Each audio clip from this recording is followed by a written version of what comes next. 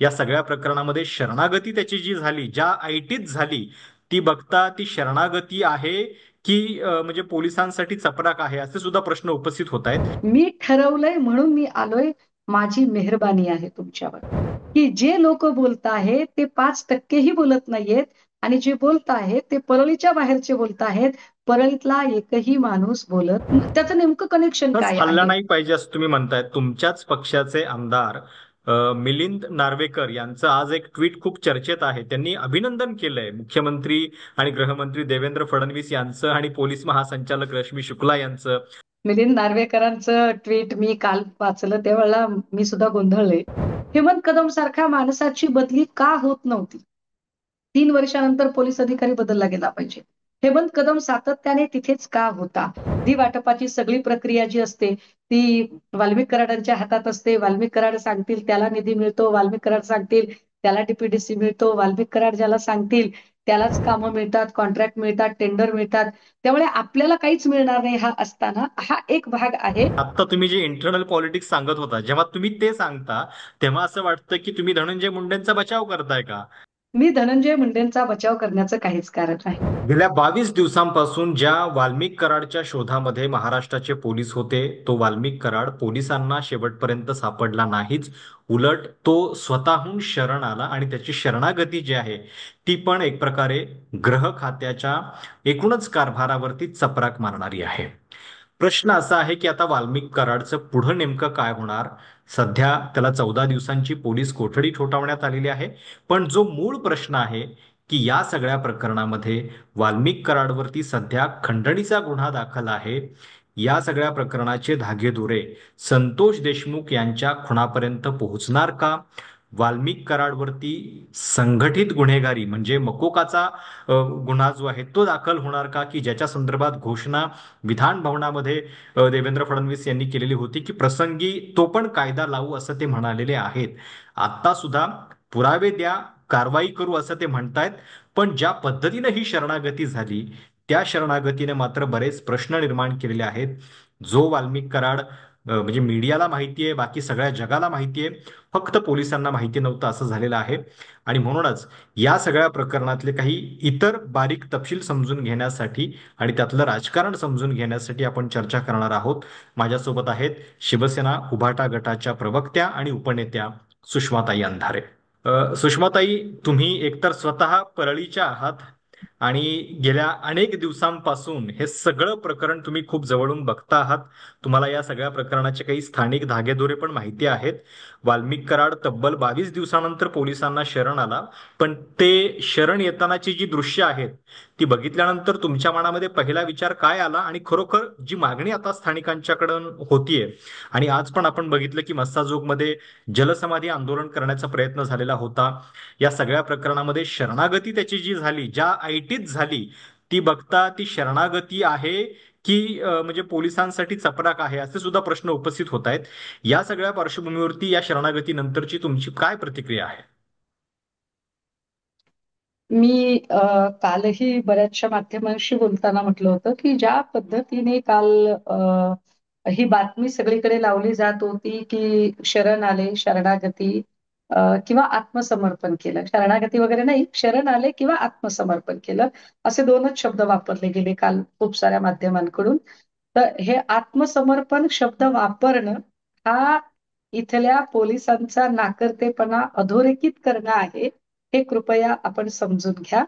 कारण ज्या प्रकरणावर अख्खं अधिवेशन गाजत राहतं, ज्या प्रकरणावर किमान 10 ते 15 आमदार फक्त विरोधातले नाही तर विरोधकांपेक्षा सुद्धा जास्त सत्ताधारी पक्षातले आमदार तुटून पडतात, ज्या प्रकरणासाठी राज्यभरातला आणि देशभरातलाही मीडिया अत्यंत जागृत पद्धतीने मिनिट टू मिनिट बातमी देतो, ज्या प्रकरणासाठी लाखोंचा मूक मोर्चा बीडमध्ये निघतो आणि ज्या प्रकरणाने सबंध राज्याचं लक्ष त्या एकाच बातमीकडे खिळून ठेवलेलं असतं आणि ज्या प्रकरणातल्या आरोपीला पकडण्यासाठी सन्माननीय मुख्यमंत्री महोदय सभागृहाच्या पटलावर सीआयडी गठीत करण्याची बाब जाहीर करतात आणि त्यानुसार सीआयडी, पोलीस, एसआयटी जे काही असेल या सगळ्या पथकांच्या 18 ते 20 टीम तयार केल्या जातात. एवढं सगळं निष्फळ ठरतं त्यांच्या शरण येण्याने. कारण 18-20 टीम असून सुद्धा जर तुम्ही पकडू शकला नाही, विशेष की ते शरण येण्याच्या आधी आरोपीने जो व्हिडिओ रिलीज केलेला आहे, तो व्हिडिओ फार महत्वाचा आहे. त्यातला शब्द महत्वाचा आहे, की त्यात ते जे वाक्य आहे, की मला अटकपूर्व जामीन मिळत असताना सुद्धा मीच हजर झालोय.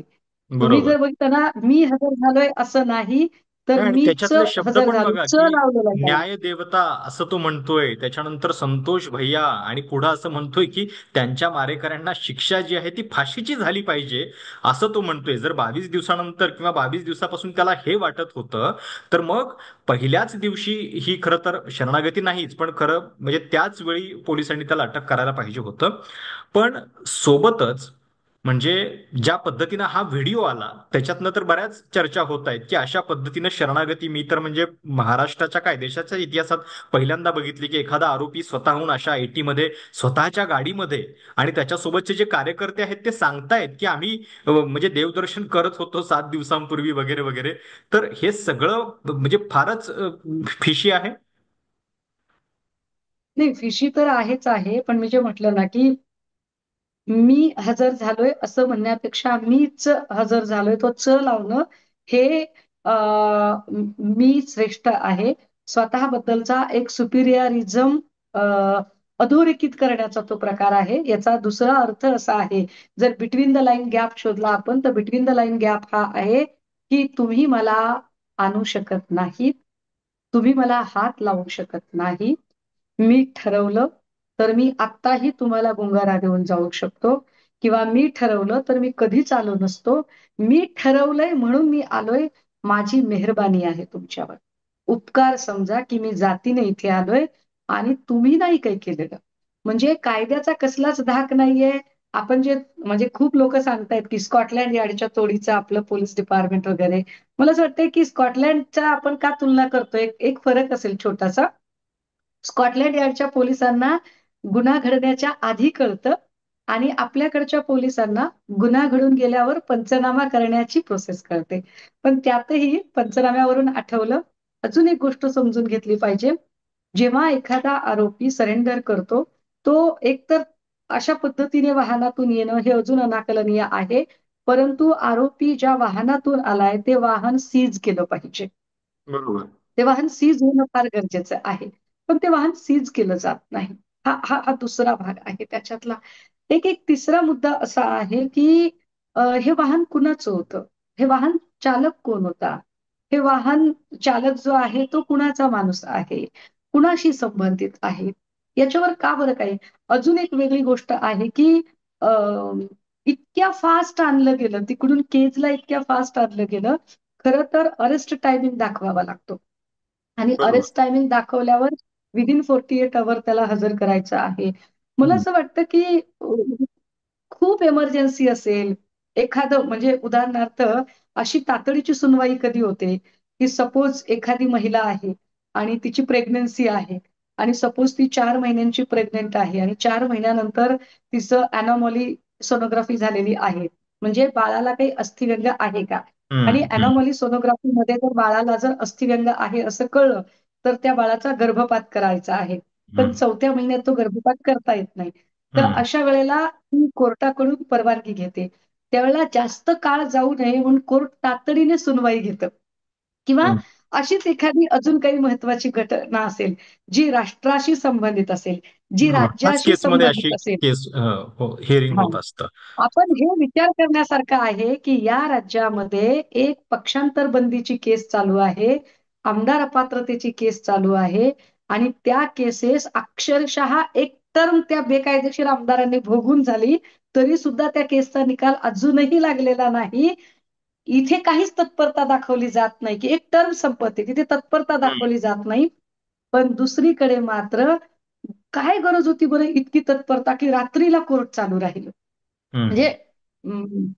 सर्व्हिसेस कशा प्रोव्हाइड केल्या जातात, प्रिव्हिलेजेस बरोबर. कसे दिले जातात.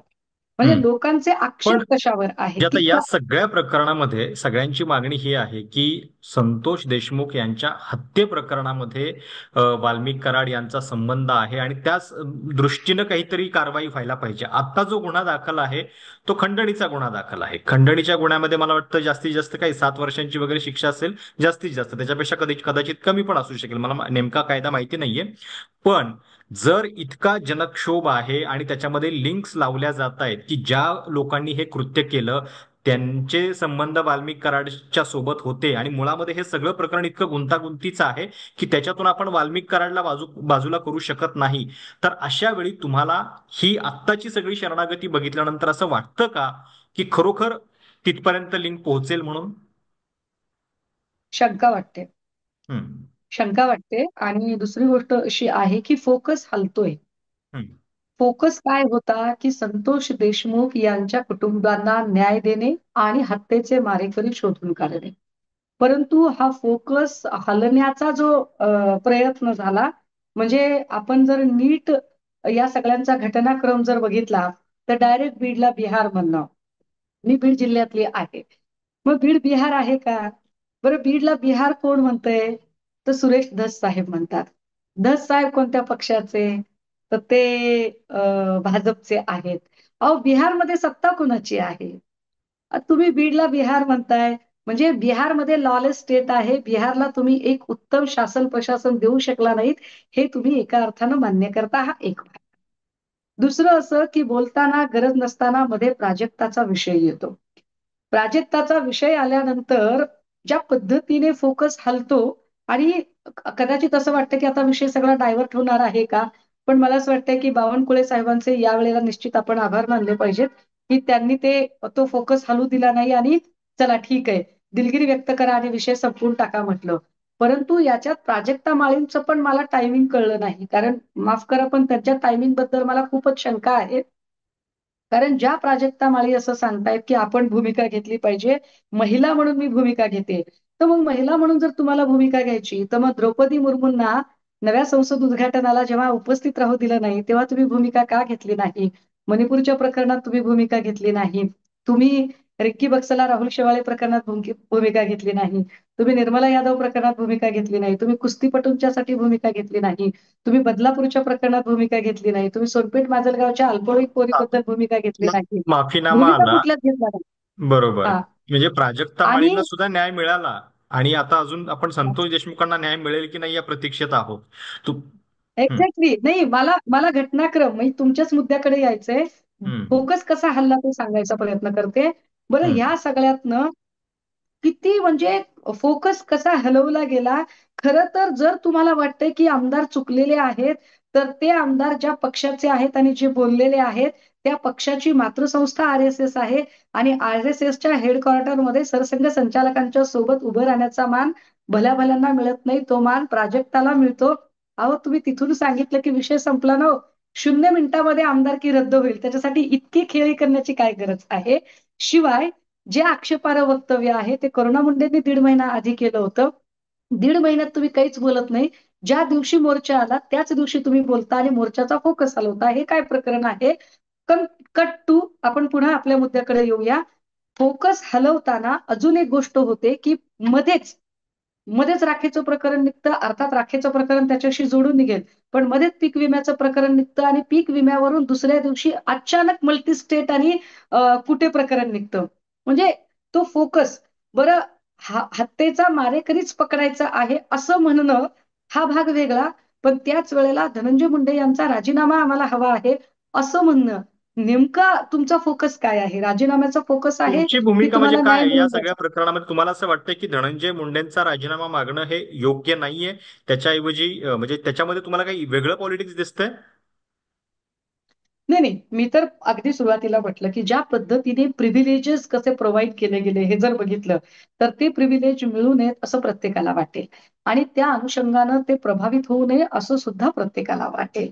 परंतु एखाद्या व्यक्तीला राजकारण म्हणून जर कोणी टार्गेट करत असेल किंवा या प्रकरणाला जर पालकमंत्री पदाची किनार मिळत असेल, तर ते निश्चितच माझ्यासारख्या सदसद विवेक जागृत असणाऱ्या माणसाला पटणार नाही. हां, पण धनंजय मुंडेंनी राजीनामा द्यावा का? तर द्यावा. का द्यावा? कर नाही त्याला डर कसली? धनंजय मुंडेंचा त्याच्यात काही हातभार नाही, काही सहभाग नाहीये. आणि आपल्याकडे अशा अनेक लोकांच्या चौकशा होताना त्या लोकांनी राजीनामे दिलेले आहेत. अगदी मागच्या कालखंडामध्ये, ज्या कालखंडामध्ये धनंजय मुंडे स्वतः मंत्री होते, त्या त्याच पक्षाचे गृहमंत्री अनिल देशमुख साहेबांची जेव्हा चौकशी लागली, तेव्हा अनिल देशमुख साहेबांनी स्वतः लिहिलं होतं, की बाबा मी गृहमंत्री असताना माझीच चौकशी होऊ शकत नाही, सो मी माझ्या पदाचा राजीनामा देतोय. दिला राजीनामा. आणि एखादा समजा निर्दोष आला तर पुन्हा त्या पदावर येऊ शकेल. आजचं या संबंधाने प्रफुल्ल पटेलांचं स्टेटमेंट सुद्धा फार महत्वाचं आहे. प्रफुल्ल पटेल जे म्हणाले की सगळेच वरिष्ठ नाराज आहेत. म्हणजे या सगळ्या प्रकरणामध्ये पक्षामध्ये धनंजय मुंडे एकटे पडलेत का? हाही एक भाग आहे. परंतु आत्ता आज जसं आपण थोडंसं म्हणताय थांबवतो. की आज आज प्रकरण दोन आमदारांनी, मला वाटतं सुरेश धस आणि क्षीरसागर, हे दोघेही फडणवीसांना भेटले आणि त्यांची मागणी होती की जोपर्यंत हे सगळं प्रकरण धसास लागत नाही तोपर्यंत धनंजय मुंडेंना किमान बिनखात्याचे मंत्री करा.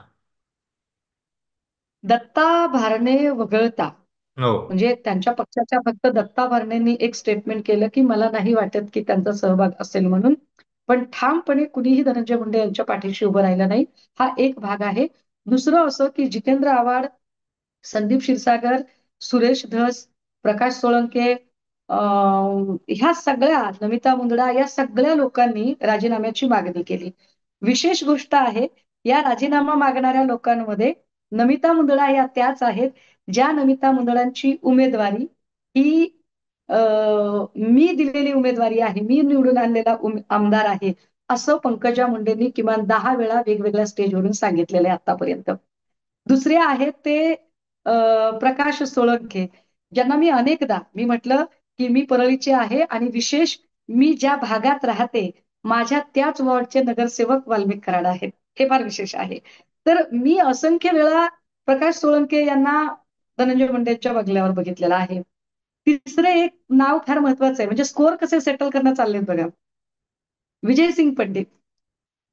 विधानसभा निवडणूक चालू होती आणि जेव्हा आम्ही बदामराव पंडितांची उमेदवारी जाहीर करणार होतो आमच्या पक्षाकडून, तेव्हाचा जो पट आहे तो पट जर आठवला तर विजयसिंग पंडितांना उमेदवारी देणं आणि त्यांना निवडून आणणं, ही जर सगळी प्रक्रिया जर कुणी केली असेल तर ती धनंजय मुंडेंनी केली. परंतु म्हणतात ना की राजकारणात कुणीच कुणाचा सदा सर्व काळ मित्र आणि शत्रू असत नाही. विजयसिंग पंडितांनी ती जाणीव ठेवली नाही आणि तेही तुटून पडले. या सगळ्याचं अडचण काय असेल बरं? तर कुणाचं पालकमंत्री पदाच्या अपेक्षा आहेत, कुणाला असं वाटते की आपल्याला कदाचित निधीच मिळणार नाही, कारण निधी वाटपाची सगळी प्रक्रिया जी असते ती वाल्मिक कराडांच्या हातात असते. वाल्मिक कराड सांगतील त्याला निधी मिळतो, वाल्मिक कराड सांगतील त्याला डीपीडीसी मिळतो, वाल्मिक कराड ज्याला सांगतील त्यालाच कामं मिळतात, कॉन्ट्रॅक्ट मिळतात, टेंडर मिळतात. त्यामुळे आपल्याला काहीच मिळणार नाही हा असताना हा एक भाग आहे. तर नमिता मुंदडा कशा काय बोलल्या हे मला समजत नाही. कदाचित नमिता मुंदडांना असंही वाटू शकतं की बाबा पंकजा मुंडे असेपर्यंत आपल्याला डोकं वर काढता येणार नाही. सो या निमित्ताने जर आपण पंकजा आणि धनंजय यांना हिट करू शकलो तर चालेल का? जमू शकेल का? पण प्रशांत भैया, मला या हा. सगळ्यांमध्ये आपल्याकडे आपलं अजून एका गोष्टीकडे लक्ष वेधलं पाहिजे, की ही सगळी जी माणसं बोलत आहेत, हम्म. काय यांना आधी माहित नव्हतं का बरं? अचानक 6 महिन्यात बीडचा विहार झाला का? अचानक बरोबर. बीडमध्ये ही परिस्थिती निर्माण झाली का? हम्म. अहो, नमिता मुंदडा आता दुसऱ्या तिसऱ्या टर्मच्या आमदार आहेत. हम्म. प्रकाश सोळंके किती वर्षांपासून आमदार आहेत. या हम्म. लोकांना तेव्हा काहीच जाणवलं नाही.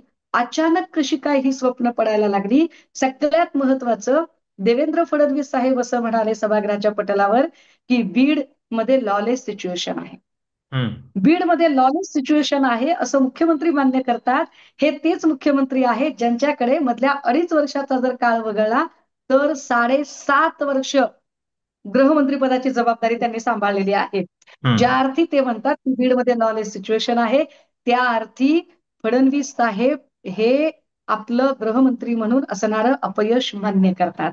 आता हम्म. एक इंटरेस्टिंग मुद्दा, की म्हणजे एका दगडात किती पक्षी मारले गेलेत बघा. फार इंटरेस्टिंग आहे हे सगळं, की अ, संतोष देशमुखांच्या मारेकऱ्यांचं काय? तुम्हाला वारंवार वाटत असेल की ताई तुम्ही इकडे तिकडे सरकताय का? संतोष देशमुखांच्या मारेकऱ्यांबद्दल का बोलत नाहीत?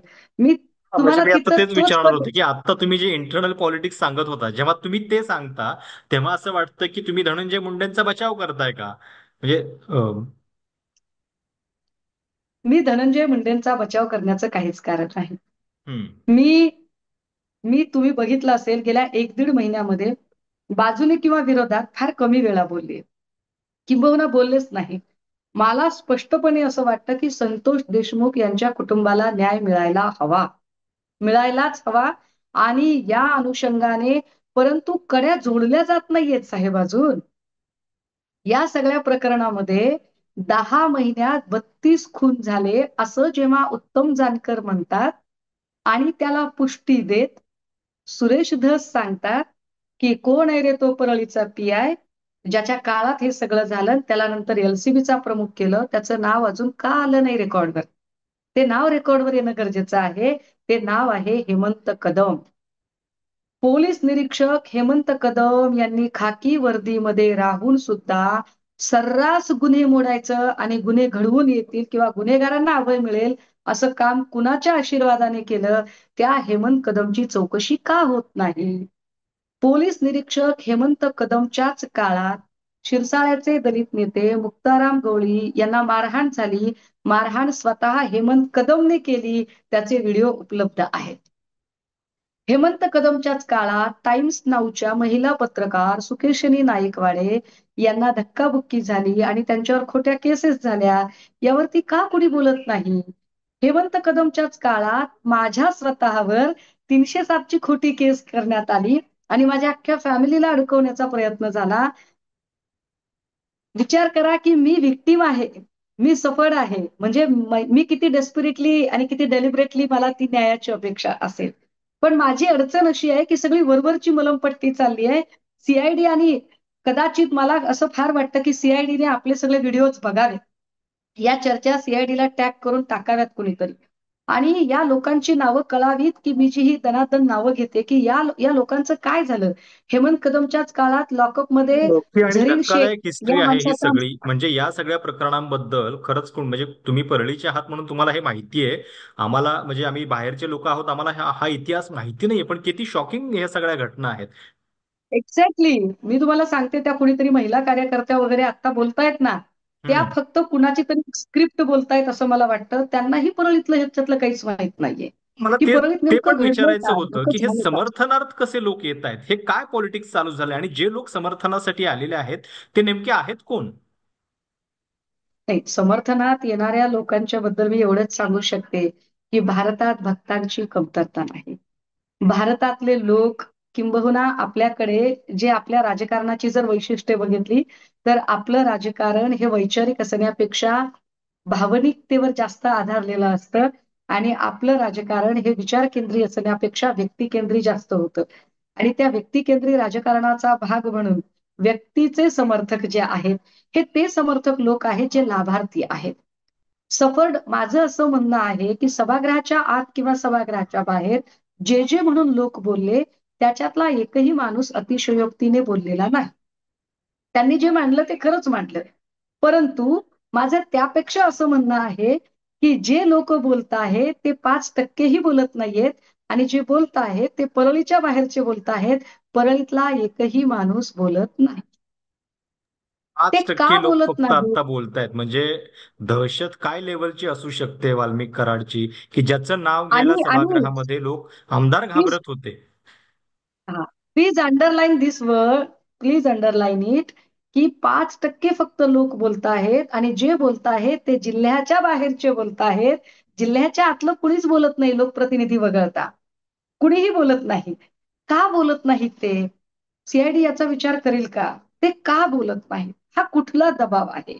हे काय नेमकी म्हणजे गोंधळ काय आहे? हेमंत कदम सारख्या माणसाची बदली का होत नव्हती?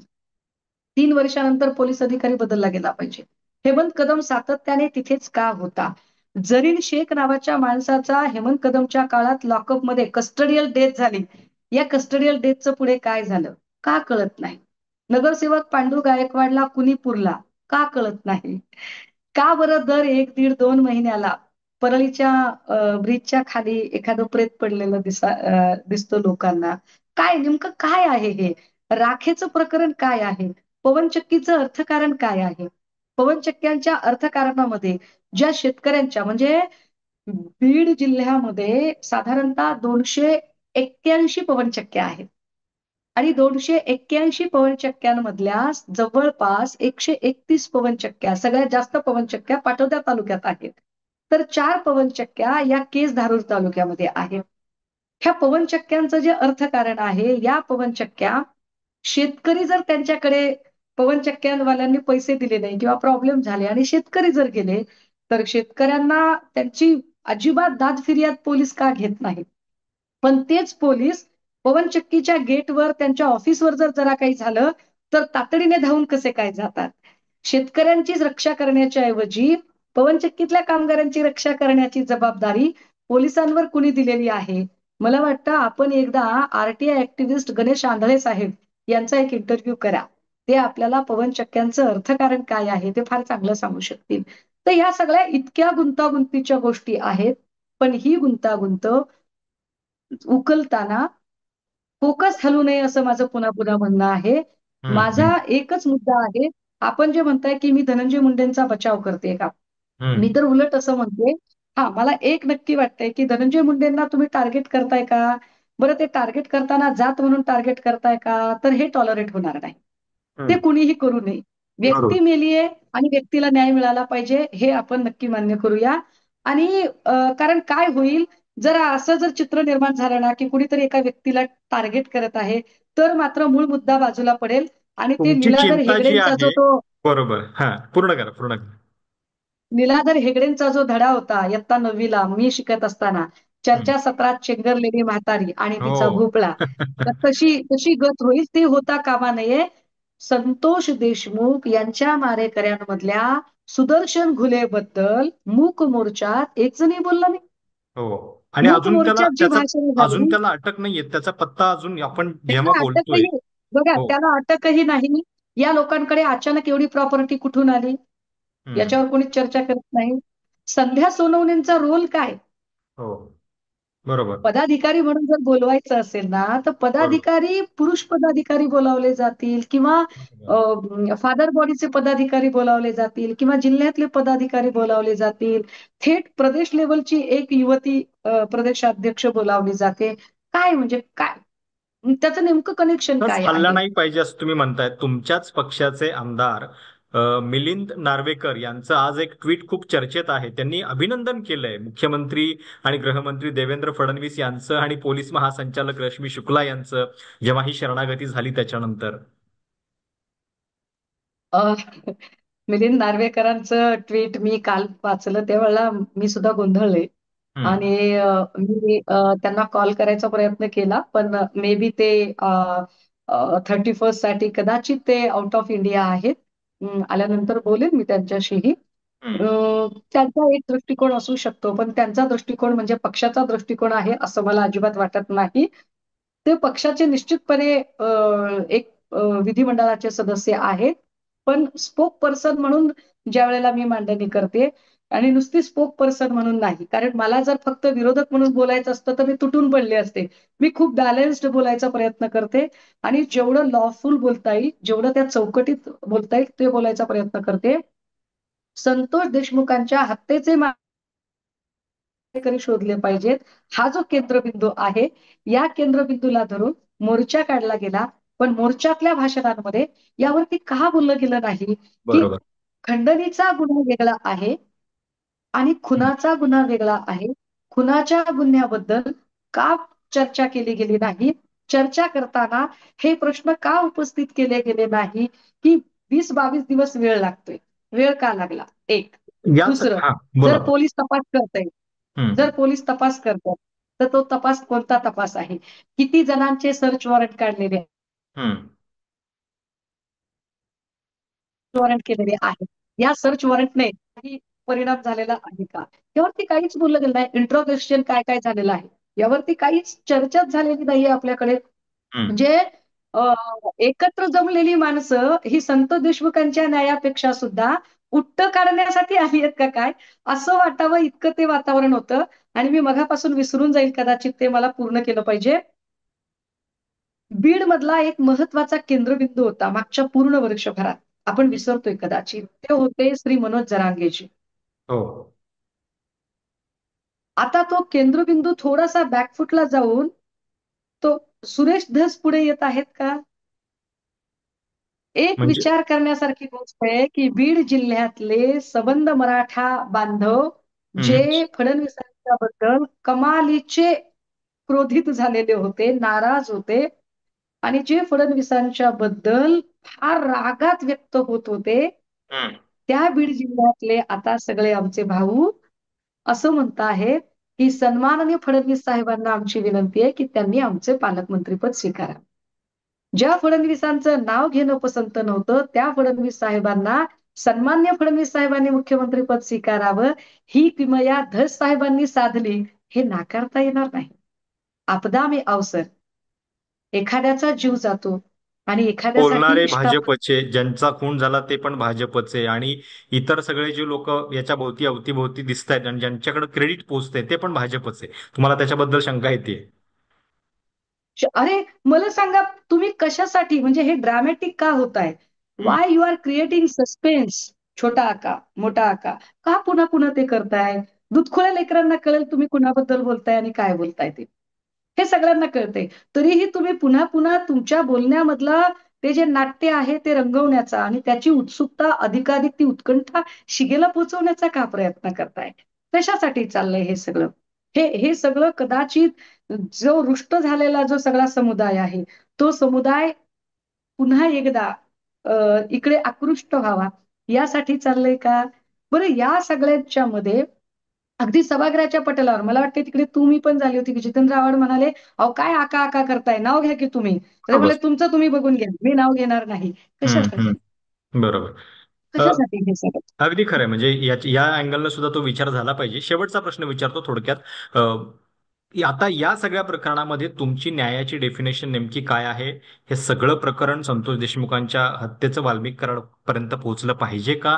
वाल्मिक कराडला जर शिक्षा व्हायची असेल तर ती काय झाली पाहिजे? म्हणजे मोक्का कलम लावलं पाहिजे किंवा लावलं जाईल अशी एक भाषा झालेली आहे, पण खरोखर त्या सगळ्या गोष्टी होतील? मकोका अर्थात ऑर्गनाइज्ड क्राईम किंवा ज्याला आपण संघटित गुन्हेगारी म्हणतो. जेव्हा काही लोक एकत्रित येतात आणि एखादा गुन्हा करतात, किंबहुना गुन्ह्यांची साखळी तयार होते, तर त्यावेळेला मकोकासाठी ती केस मूव्ह केली जाते. पण ही केस मूव्ह कशी होईल? ही केस मूव्ह करण्यासाठी जो पहिला पुढाकार घ्यावा लागतो तो स्थानिक पोलीस प्रशासनाने घ्यावा लागतो. ती केस वरून वरून ती होत नाही. स्थानिक पोलीस प्रशासनाने सही करावी लागते आणि फाईल मूव्ह करावी लागते. मग ती फाईल अभ्यासली जाते गृह खात्याकडून आणि गृह खातं ठरवतं की खरंच हे गरजेचं आहे का? मग मग आपण लावायचं.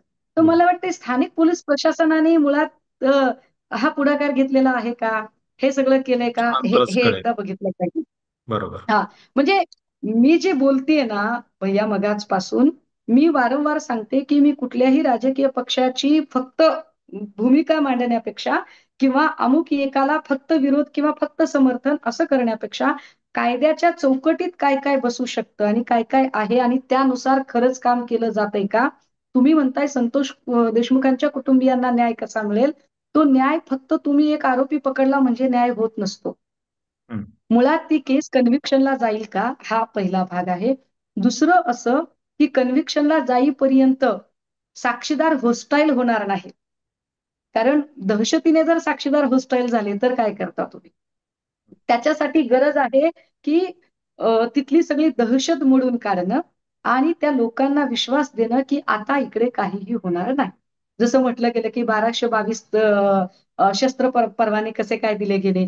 शस्त्र परवाना आता माझ्यावर खूप वेळा प्राणघातक हल्ले झाले, पण अजूनही माझा शस्त्र परवाना नाही. मग या ज्यांच्यावरती इतके गुन्हे आहेत त्यांना शस्त्र परवाना कसा मिळतो?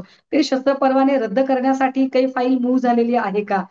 परवाने रद्द या सगळ्या गोष्टी झालेले नाही. लोकल लेवल पासून सुरुवात व्हायला पाहिजे, आणि ती जर झाली एक्झॅक्ट. तर आपल्याला म्हणता येईल की खरोखर न्यायाच्या दिशेने ही सगळी वाटचाल चालू आहे. सुषमाताई, खूप खूप धन्यवाद तुमचे.